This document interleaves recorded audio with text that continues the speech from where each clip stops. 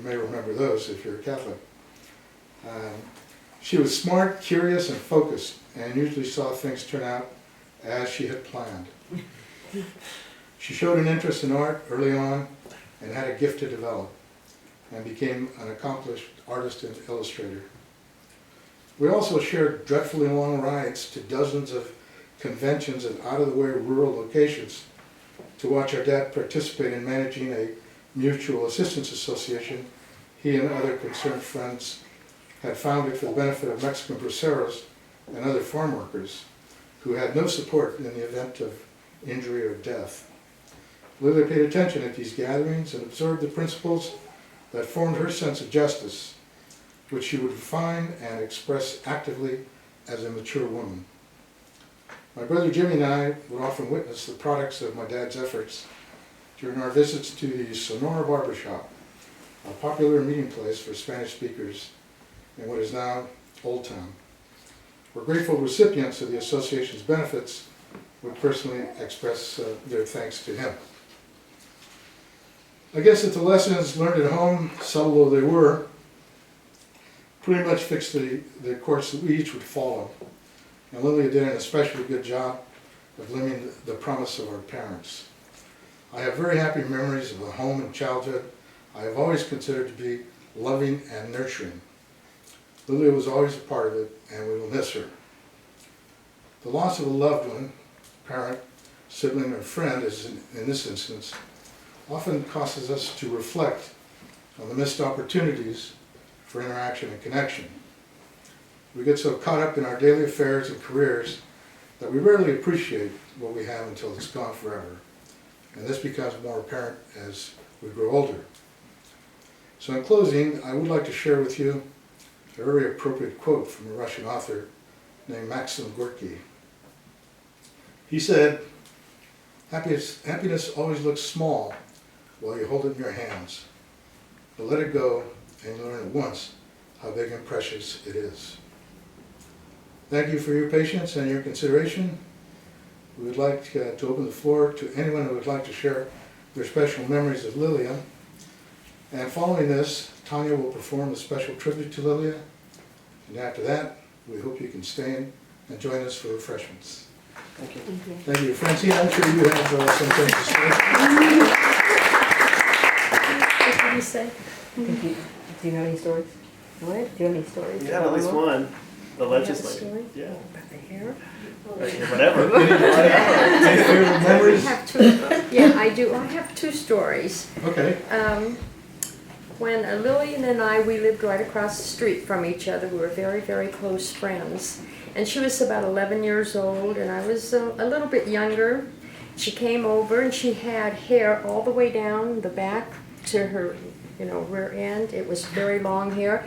She says, Francine, cut my hair into a DA. And I go, okay. And because I like doing things like that, so I got a pair of scissors and I cut her hair, cut about that much off.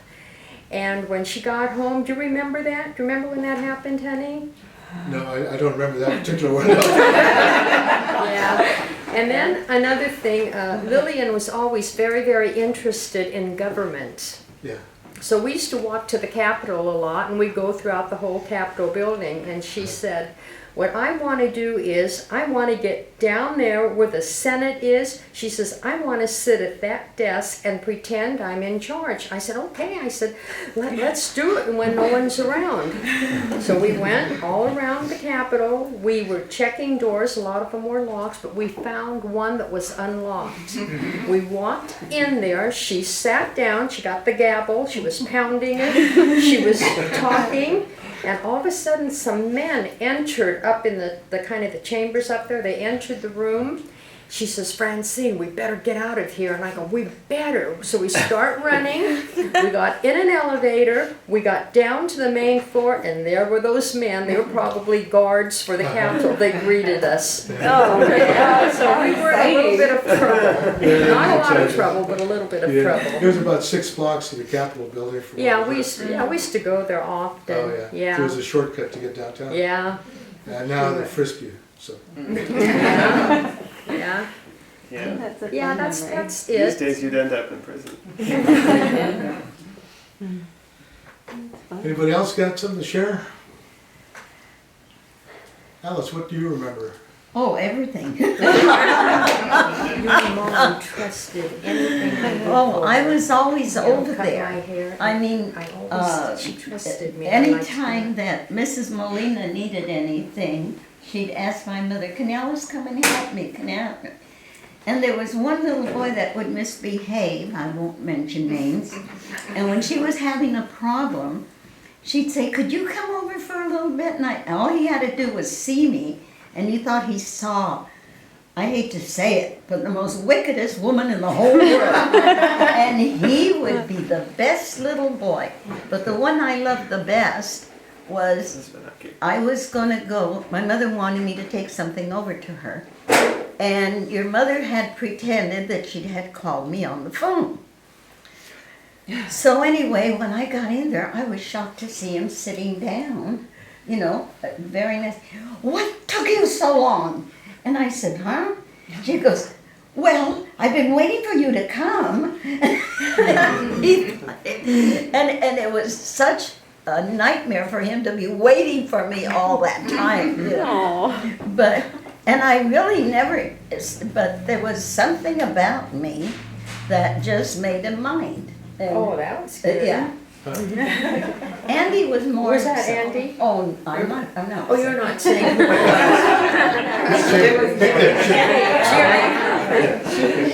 No, Andy was more subdued. If he got into trouble, he knew how to put it aside, and you know.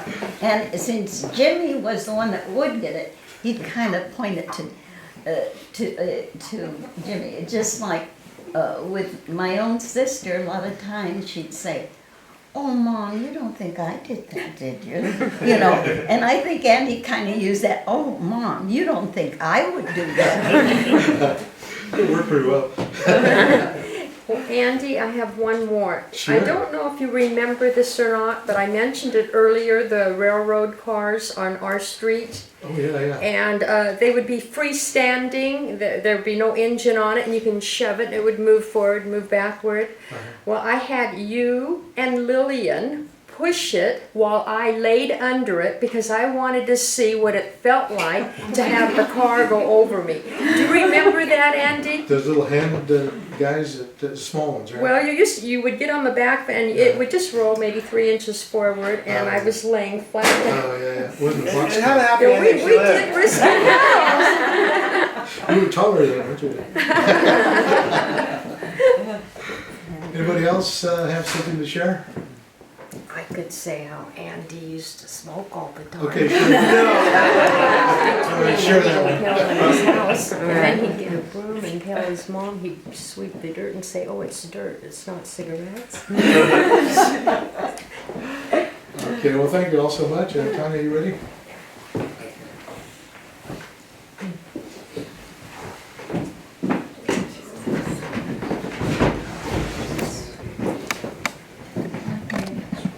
So I'm just going to play a short song by Leonard Cohen. It's called Hallelujah. And for Leonard Cohen's work, this particular song, he's written several versions of verses. And I'm only going to sing 4. I feel kind of reflected the relationship that I had with my mother. It's called Hallelujah. Now, is that's Tanya?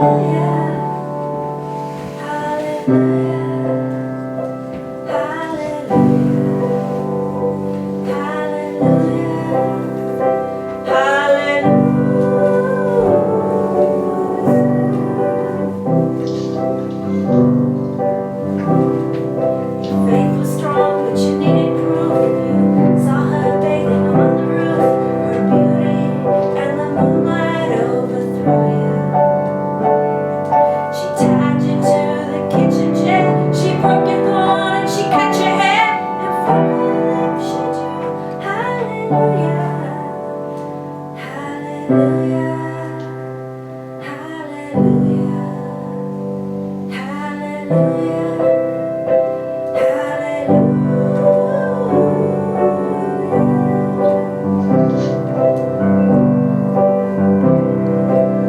Maybe I've been here before. I've seen these rooms and I've walked these floors. I used to live alone before I knew you.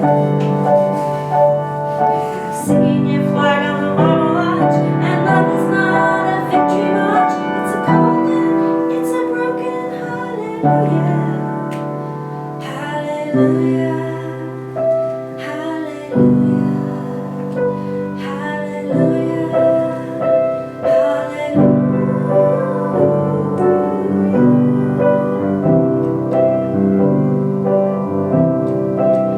Maybe there's a God above. All I've ever learned from love was how to shoot somebody who outdrew you. And it's not a cry that you hear at night, and it's not someone who has seen the light. It's a cold and it's a broken hallelujah. Hallelujah. Hallelujah. Hallelujah. Hallelujah.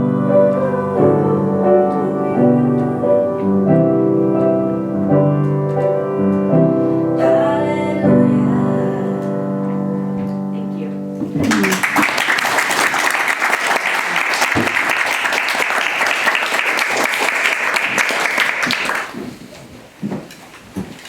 Alright, so You could please join us for refreshments. Just follow Gene, he'll take you right through the trail. I forgot your guys' name.